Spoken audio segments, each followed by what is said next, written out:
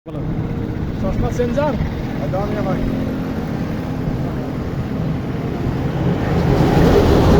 আলাইকুম। আমরা এসেছি বহরমপুর শহরের ওভারব্রিজ। যে ওভারব্রিজের কারণে আমাদের মুর্শিদাবাদ মালদাগামী যাতায়াতের যে অসুবিধা ছিল সে অসুবিধা আমাদের কাটিয়ে উঠেছে এবং গঙ্গা নদীর তীরে অবস্থিত এই ওভারব্রিজ খুবই সুন্দর এবং মনোরম পরিবেশ। আমাদেরকে ভালো লাগছে এখানে এবং অনেকে এখানে আমাদের এখন ঘুরতে আসে, দেখতে আসে এবং এই দেখতে আসা এবং ঘুরতে আসা মুহূর্তের আনন্দই আলাদা।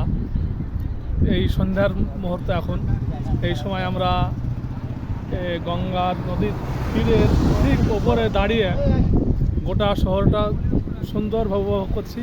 প্রাকৃতিক সৌন্দর্য খুব, এবং এখানে আরও বিভিন্ন জায়গার মানুষ বেড়াতে আসে।